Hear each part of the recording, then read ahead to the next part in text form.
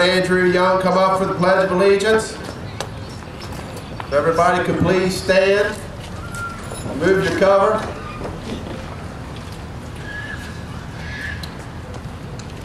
I pledge allegiance to the flag of the United States of America and to the republic for which it stands, one nation, under God, indivisible, with liberty and justice for all. And God bless America. If you can remain standing just for a minute with the national anthem.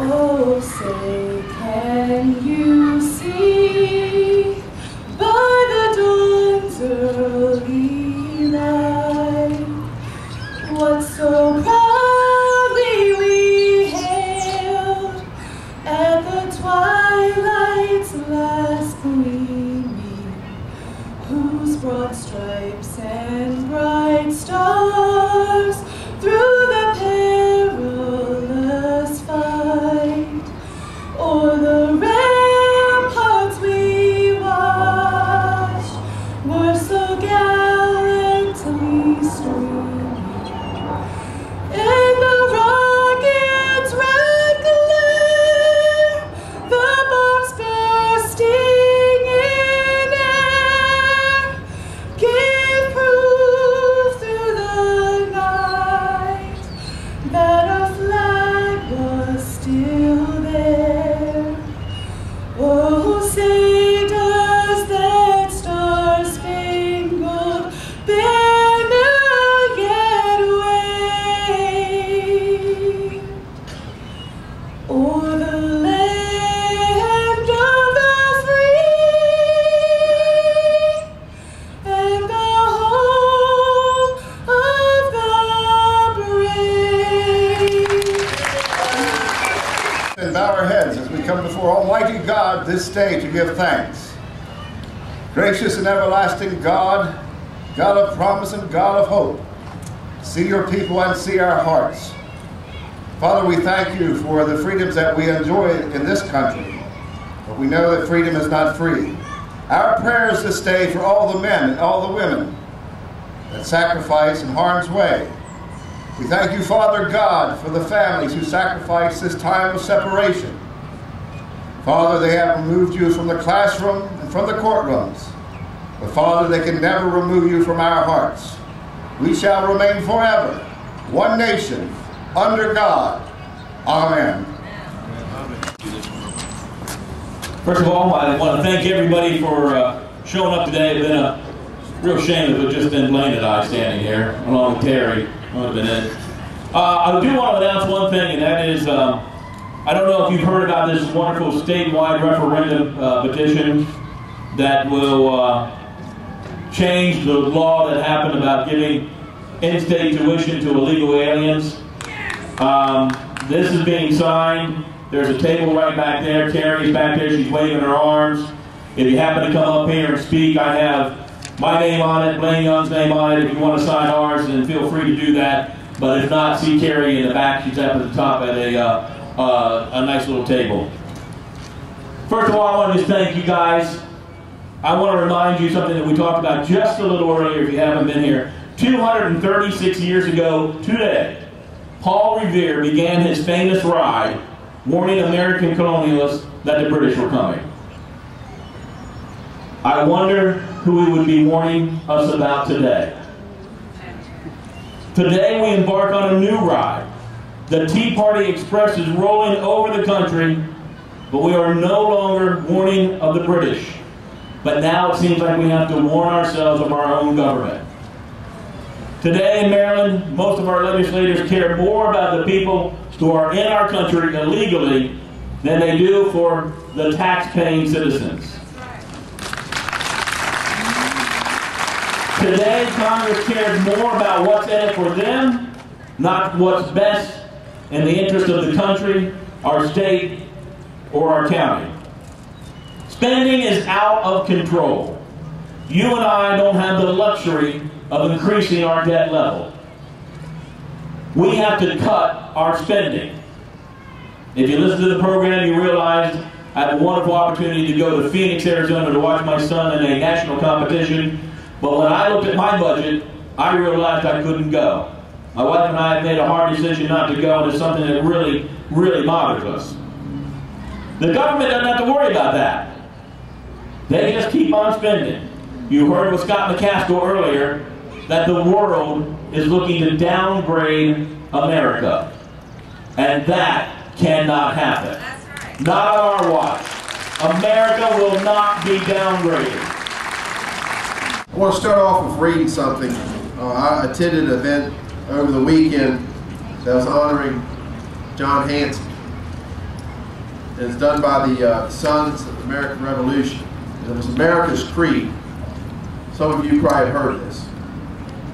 I believe in the United States of America as a government of the people, by the people, for the people, whose just powers were derived from the consent of the governed, a democracy and a republic, a sovereign nation of many sovereign states, a perfect union, one and inseparable, established upon those principles of freedom, equality, justice, and humanity, for which American patriots sacrificed their lives and fortunes. I therefore believe it is my duty to my country to love it, to support its Constitution, to obey its laws, to respect its flag, and defend it against all enemies. I think about this and I wonder who our true enemies are.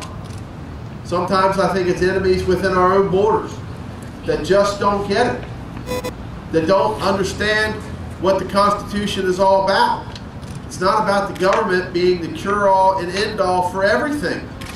We have to get back, as I have been saying on the radio for a long time, personal responsibility and personal accountability. I applaud you for coming out here today. I want to thank all veterans, all those that are serving, whether they are conservative, moderate, or liberal. I understand why I have the freedom to stand up here today. It is because of the veteran. It is because of those that are serving. But we have to stop the government believing that they are the ones that can fix it all.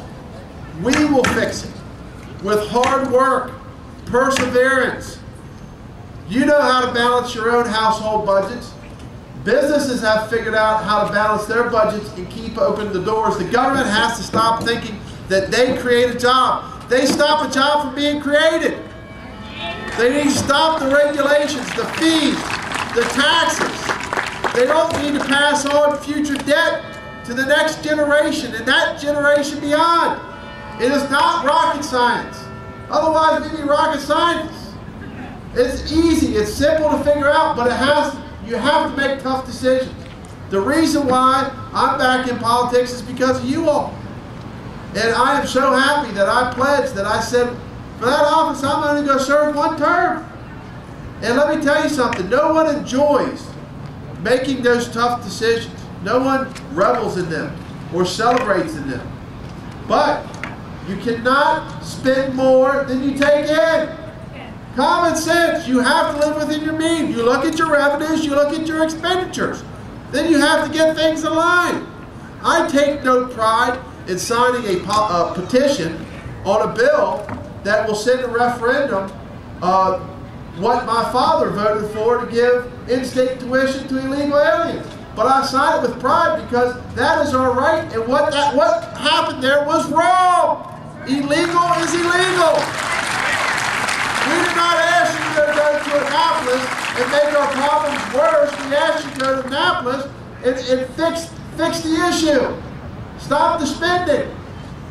We don't have a revenue problem, we have a spending problem. And on the level of the county government, this Board of County Commissioners, I have to say, with Paul Smith, Kirby Lauder, and Billy Shreve, are making tough decisions. We're getting criticized over things like Head Start, a federally mandated program. We've had to lay some people off. No one enjoyed it, But how many businesses had to lay some people off? You know, we had to go and correct some problems in some funds, whether it was fire tax and other areas. But that's because we knew we had to live within our means, because our end goal is to reduce government regulations and reduce the taxes and fees on the citizens. It's time for you all to get a break. If Maryland wants to be a sanctuary state, that's fine, but that doesn't mean we got to be a sanctuary county. And I applaud Sheriff Jenkins for the job he's done. It's my honor to introduce Citizen Chuck Jenkins.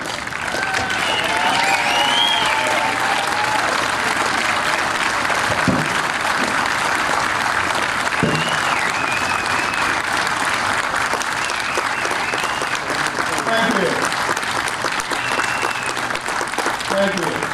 Wayne, thank you. Bob, thank you for the introduction. You guys actually covered a lot of my remarks. But anyway, I want to thank all of you for coming out today again. This is about you. I'm more anxious to hear what you have to say. But you know, it's been way too long. It's been about a year since we've been together. And to try to take back what's ours. Our government, our country. This is absolutely about we the people. I am one of you. I am a citizen sheriff. I'm a citizen first. I was here at the first Tea Party. I'll be here with you at the last Tea Party. But this is about we the people. And this is about, I believe right now, renewal of America and redefining government. You know, last November when the elections came and went, a lot of conversation, what are the Tea Parties, what are they all about, who represents the Tea Parties.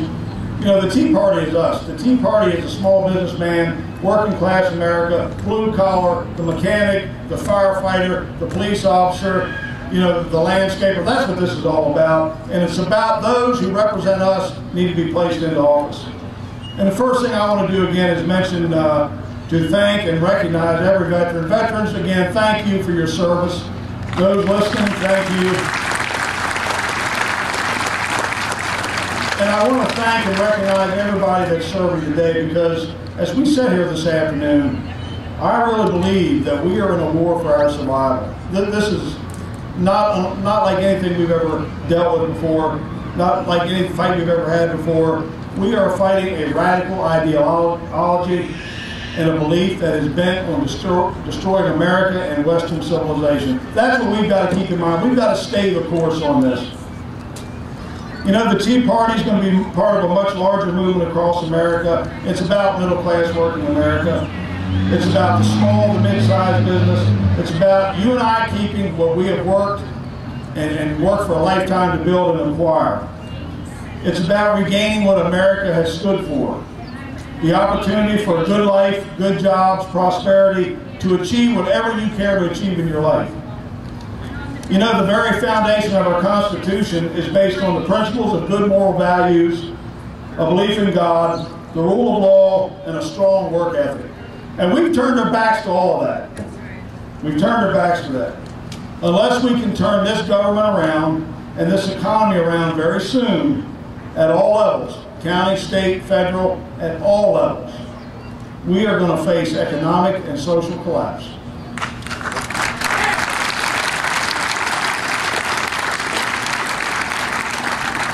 We are 2 years into a failing Democratic White House administration in Washington, which continues to propose and push bad policy decisions and excessive spending at every turn. 1 year ago, we thought things were bad. Where the hell are we now? Are we any better? I'd say no, we're not. We're being forced into the redistribution of our own wealth, with government deciding who will get what and what you work for. This redistribution of wealth destroys everything that this nation is known for: our work ethic, the free enterprise and fair market system, personal initiative, and the incentive to succeed and prosper, just what I talked about. Thomas Jefferson said a couple things that they aren't well-known quotes, but a couple very unique quotes. And this is 200 years ago by a man who helped craft the Constitution. Democracy will cease to exist when you take from those who will work and give to those who won't. He also said, the policy of American government is to leave their citizens free, neither restraining nor aiding in their pursuits. And what are they doing? They're taking that away from us. We're being burdened with more taxes and bad practices, that are going to destroy your businesses. Hundreds of billions in stimulus programs, meaningless projects, hundreds of billions of dollars in the bailouts of banks and corporate America that have accomplished nothing but to increase our debt into the trillions of dollars. These false props that we looked toward 2 years ago are falling out from under us already. We were forced into believing that with massive spending it would keep the loss of jobs and unemployment in check. That bailing out the banks and lending institutions would stop foreclosures and save the housing industry. Unemployment is still pushing 10%. Now I believe the real numbers are much higher. You know, waves of public sector jobs are now being lost. Careers, jobs that we never believed before. Law enforcement, firefighters across this, public safety jobs that were never on the block before are now being lost. Unemployment benefits have run out for hundreds of thousands, and many simply have said, you know what, there's no jobs out there, so they've stopped looking. So what is the real unemployment rate? We don't really know. We're now facing another wave of foreclosures. Values are diving. Property values are diving, I think about 1.5% a month on average. Banks aren't lending and people aren't spending. Politicians are saying they're creating jobs. Well, you know what? I live next to a gentleman who's 92 years old. He's a great man. He served our country. He's a wonderful person. He grew up as a young boy into the Depression. And we sit and have this argument. We'll drink a beer and watch a hockey game. And he'll tell me, you know what? These politicians are all damning liars. There are no jobs. He sees a lot of similarities where we're at now to what he saw as a young boy. National health care, passed a year ago, yet to be implemented, already having staggering impact on current and future health care policies and the projected costs and the national debt. You know, the focus of the Tea Party is taxes, and often I'm criticized, and I'll take the criticism about speaking of things that don't necessarily fall under the purview of the sheriff. But all the complicated issues I'm talking about today and others are directly related to the spending problem and need to be resolved. You can't separate these. Those elected in both Washington and Annapolis need to be called out and challenged or voted out of every single office.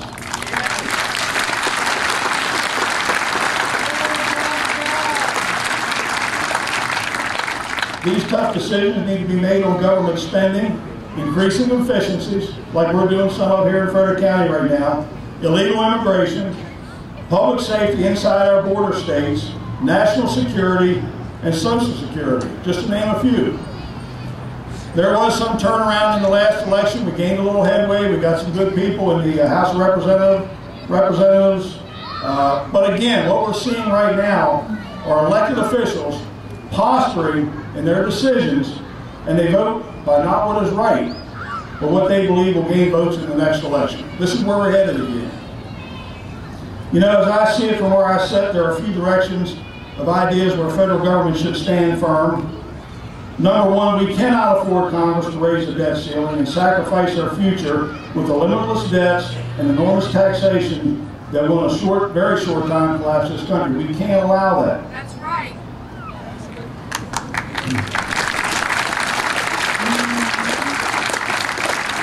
We can't allow Obama to raise taxes on any income level of American, and we need to force a reduction in taxes to small businesses.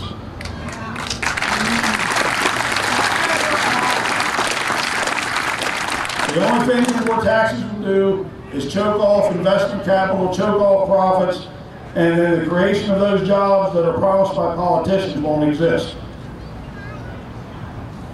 You know, if you tell someone that because you're successful and wealthy, we're going to penalize you and tax you more, who would even try to succeed? That is a form of socialism.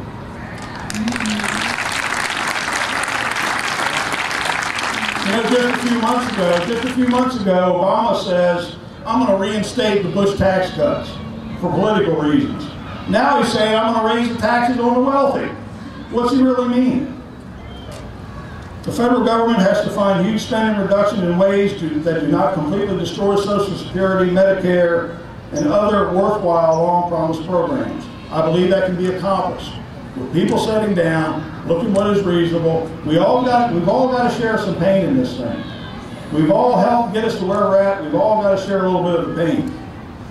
Not only do we need to sit down and look at sensible reductions and solutions, let's look at fraud and misuse. Let's look at some of that. Illegal immigration needs to be stopped now.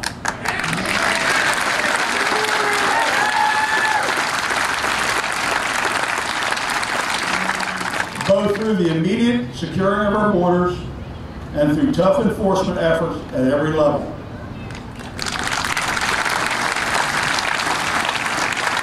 You know, this is a part of the national security problem. This is a part of the public safety issue that exists, especially down in the Southwest in our border states, Texas, New Mexico, Arizona, California. And I'll share some comments with you from a sheriff I met last week down in Washington when I had the opportunity to talk at a radio forum.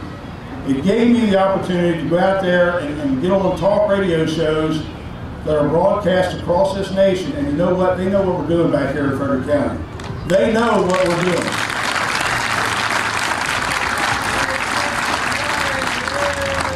Sheriff Babo from Pinal County, Arizona, walked up to me, and he said, "Sheriff, I need help." He said, I know what you're doing up in Maryland. Keep doing it. God bless you all up there. He said, but we can't sustain the fight any longer. He is going to start calling other sheriffs to deploy people down to his county. That's how bad it's getting. That's the problem he's facing down in Arizona. You know, the Secretary of Homeland Security tries to convince us that our borders are secure and that the policy direction is effective. Absolutely not the case. The violent crime and the effects are coming across the borders onto our soil. Law enforcement cannot sustain the onslaught. It's that simple. Let me throw this at you. The cost of illegal immigration nationally is currently at $133 billion with a B. The state of Maryland, $1.7 billion annually. What if we could reduce our spending by that amount? Now the fact is we can. And just think about, that's every year. Compound that year after year after year. Well, I think there's 1,000 billion and a trillion. Well, probably within 6-7 years, we've reached $1 trillion in spending. We can control that. It's just having the will to do it. The spending goes on and compounds each year. And you know what? The breaking of our laws and the support of breaking of those laws has to stop. Right.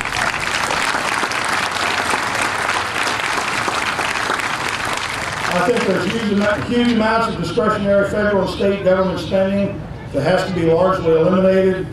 You know, the needless subsidies, the enormous grants and earmarks, they've got to go. Spending on pork barrel and pet projects, every elected official and level of government has to get on board with this. Now, I'll have to say this, here in Frederick County, our current Board of County Commissioners, my agency, a lot of other county divisions are stepping up and realizing this. We've shown to some extent what you can do if you have the will to do it. And we've done it in a way that we have not impacted the essential services that government should provide. You know, after this session of the legislature in Maryland, staring at an enormous deficit. Actually, the deficit is the $1.7 billion I talked about that we spend on supporting illegal immigration. We've seen nothing, we've seen no reduction in spending. We find ourselves burdened with in-state tuition of illegals. We found increases in fees, new fees. You know, the state did not reduce any measure of spending. As far as the 700 other laws and bills that were passed, some were actually common sense bills that were proposed, which didn't pass. Someone in the audience, please tell me that we had something more important than same-sex marriage and medical marijuana.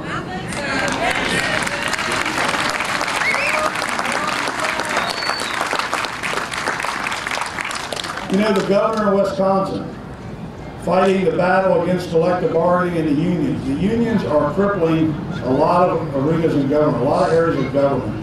Yeah, personally, I don't think there's any place in government for a union. Government at all levels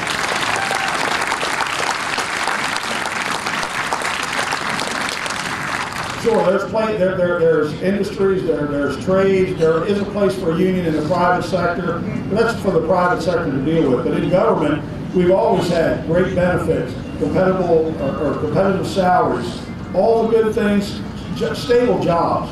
Those things are important. I spent 17 years in what I call out in the real world.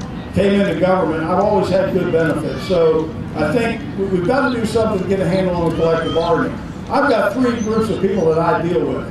The deputies, which is a separate bargaining group, correctional officers, and then other employees who fall under the county human resources policy. Now, how do I, as an executive of an agency, tell one group of employees that this group is more important than you? How do you do that? I haven't found a way to do that yet. 2 years ago, Barack Obama promised to fundamentally transform America. Here we are today, April 18, 2011, because we believe, I believe and you believe, that we can no longer sustain this transformation. Our beliefs and the hard work that built America, I believe it's in us. It's still there. We need less government.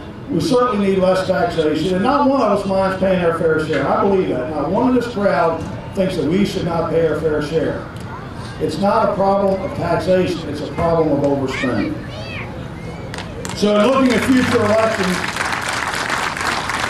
I think at all levels, we need to get the people in the office that believe what we believe in, that are willing to stand up, make the changes, not play politics. And I really hope that we can turn this around for our children's future and their grandchildren's future. So thank you for coming out today. I appreciate it. Blaine appreciate it. And you know, God bless America if we've got the will to save it.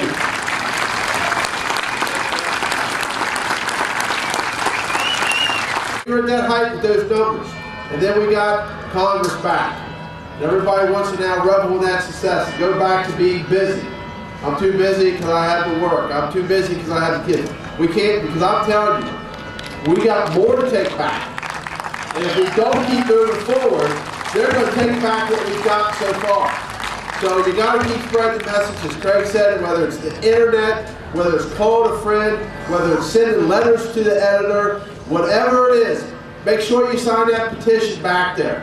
Okay? And we've got to hold everyone accountable. We don't care what party they're in. They have to understand you can't spend more than you take in.